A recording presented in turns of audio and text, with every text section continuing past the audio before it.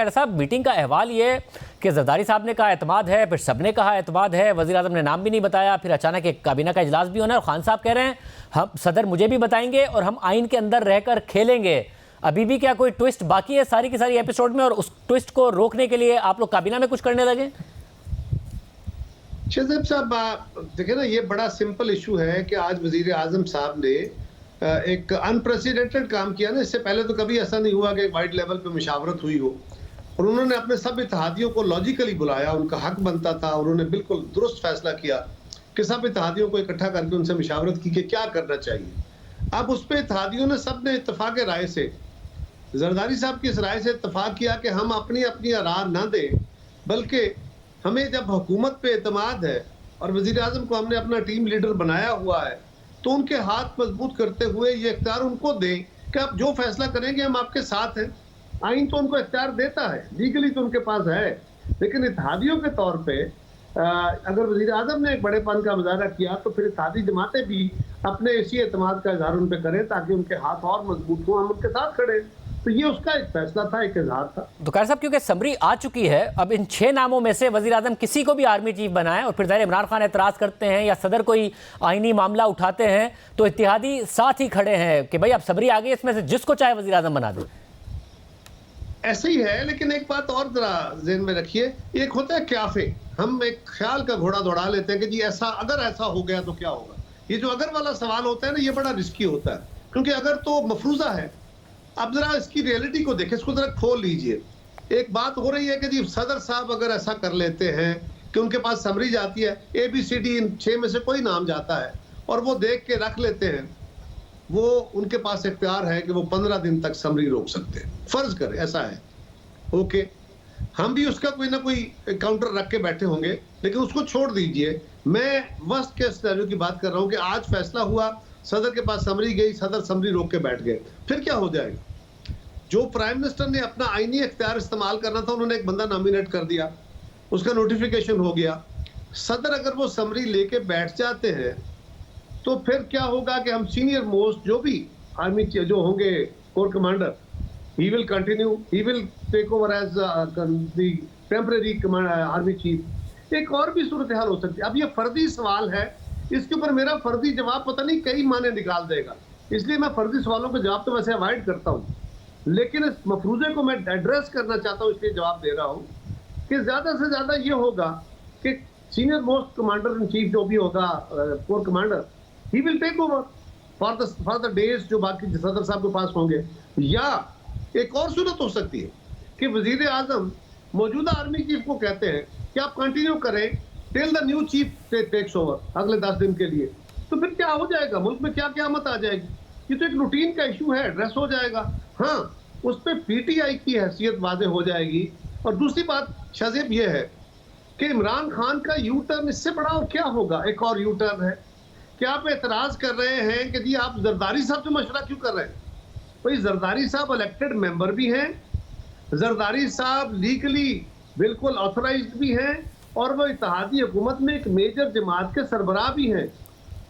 नवाज शरीफ साहब को अदालत ने बार किया है कि वो इलेक्शन नहीं लड़ सकते और पार्टी का ओहदा नहीं रख सकते, लेकिन उनको एक सेरेमोनियल ओहदा दे दिया गया कि वो पार्टी के रहबर हैं, रहनुमा हैं।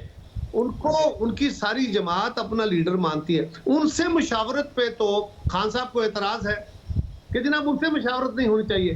खान साहब जो कि खुद हमारी नजर में तो वो कौमी असम्बली के मेंबर हैं, लेकिन फर्ज करें आज वो भी नहीं है, क्योंकि उनका जिस मेंबरशिप पे वो थे, वो तो मेंबरशिप खत्म हो गई अदालत के फैसले या इलेक्शन कमीशन के फैसले के बाद। आज इमरान खान साहब के साथ सदर मुमलिकत जो कि न्यूट्रल हैं, he is supposed to be neutral, वो एक अपनी आईनी जिम्मेदारी अदा करते हुए अपने पार्टी के लीडर से कैसे मुशावरत करेंगे? खान साहब ये मुतालबा कर रहे हैं कि मुझसे तो मुशावरत होगी और मैं खेलूंगा, जो कि वो सब ये जरा आम सवाल है। और आपने जो एक मिनट छोटा सा एक मिनट मुझे दीजिए, वो पाकिस्तान की खारजा पॉलिसी से खेले कि उन्होंने एक मफरूजा खड़ा कर दिया कि जनाब मेरे खिलाफ आलमी साजिश होगी, अमेरिका ने की है। फिर वो पाकिस्तान की इकोनॉमी के साथ खेले कि उनके वजीर खजाना शौकत तरीन ने अपने दोनों सूबाई मुदरा से वफाकी हुकूमत को उस वक्त खत लिखाया जब हम IMF के साथ उनका किया हुआ मायदा जो है उसको पूरा करने जा रहे थे। तो खान साहब किस किस के साथ खेलना चाहते हैं? वैसे मगर आपने कहा कि अगर के साथ ना सवाल करें, मैं मगर के साथ एक सवाल कर देता हूं। आर्मी चीफ ने आज कहा कि 70 सालों की बात भी मानी और उन्होंने कहा कि आइंदा नहीं होगा और इदारे ने फैसला कर लिया है। मगर इदारे ने पहले भी माजी में फैसला किया है। आपको यकीन है और आपको ये भी यकीन है जो हर 3 साल बाद हम जिस मसले में पड़ते हैं, कभी तौसी का मसला, कभी नई तैनाती का मसला, इससे हमारी जान नहीं छूटेगी, इस मुल्क की जान नहीं छूटेगी, जिसकी वजह से पूरा मुल्क अदम इस्तेकाम का शिकार हो जाता है। आप लोग को इस पर भी फैसला करेंगे? शाहजेब, गुजारिश ये है कि हाँ, ये बात आपकी ऑब्जर्वेशन आपकी दुरुस्त है कि माजी में भी ये कहा गया, कई अदवार में कहा गया, लेकिन आज अगर ISI का चीफ कह रहा है, फौज का जो तर्जमान है वो कह रहा है और फौज का कमांडर इन चीफ कह रहा है और सारी कौम के सामने मीडिया पे कह रहा है कि हमने इंस्टीट्यूशनल फैसला कर लिया है कि आइंदा हम सियासत में मुदाखलत नहीं करेंगे और हमने फलान डेट से ऑनवर्ड ये तय करके इस पर अमल दरामद शुरू कर दिया है। मेरे आपके और कौम के पास क्या रास्ता है? या इस पे एतबार करें और आइंदा उसकी परफॉर्मेंस, इदारे की परफॉर्मेंस साबित करेगी कि वो अपनी बात पे साबित है कि नहीं। और दूसरा तरीका है कि हम कहें नहीं जनाब, हम आपकी बात नहीं मानते। अच्छा, नहीं मानते तो फिर शायद मुझे एडवाइस कर दे कि मैं अगर आर्मी चीफ को या आर्मी को बहसीत इदारा ये कहूं कि मैं आपकी बात नहीं मानता, तो फिर मैं क्या करता हूं? आम बात है। मैं इस हवाले से, वैसे तो ज़ाहिर है आप अगर नहीं मानते तो आप कम से कम एक ट्रूथ रिकन्सिलिएशन हो, इसके अलावा कोई कानून साजी हो, आइंदा तैनाती और तौसी के हवाले से ऐसे मामलात हों कि मुदाखलत ना हो, बहुत कुछ कर सकते हैं, एक डिबेट हो सकती है। अगर आप बयान पे यकीन करके आगे बढ़ना चाहते हैं तो ज़ाहिर है वो भी आपका इस्तेहकाक है, वरना पूरी एक डिबेट हो सकती है। मैं बताता हूँ, इस पर भी सवाल का जवाब दे देता हूँ। इसके लिए बीबी शहीद ने जो मियां नवाज शरीफ के साथ चार्टर ऑफ डेमोक्रेसी किया था, उसके कुछ हम उसके को 94-95% पे अमल कर चुके हैं। कुछ पार्ट्स उसके रहते हैं, उसमें से एक पार्ट वो ट्रूथ एंड रिकंसिलिएशन कमीशन भी है, तो उसकी तश्कील भी है।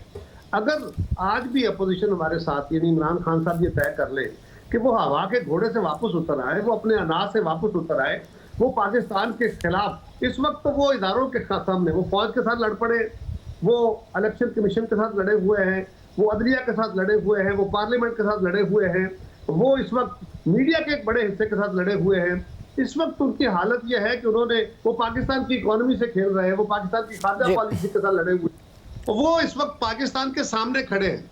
अगर वो इस घोड़े से वापस उतर आए और रैशनली देखें कि वो अकेले अक्लमंद नहीं है, वो अकेले ज़हीन नहीं है, वो अकेले गैरतमंद नहीं है, ये कलेक्टिव जिम्मेदारी है। आज आर्मी चीफ की बातों में कुछ बातें वो भी हैं जिस पर डिबेट होगी मुस्तकबिल में, और मेरे ख्याल में अगर आर्मी चीफ आज की तकरीर में कुछ बातें ना कहते तो बेहतर होता, लेकिन उन्होंने भी उनके खिलाफ भी जो जो कुछ कहा गया और कितना उनको मुर्दे इल्जाम ठहराया गया। लेकिन एक बात तो है ना, उन्होंने कहा कि इस वक्त पाकिस्तान जिन बहरानों का शिकार है उसमें कलेक्टिव विजडम की जरूरत है।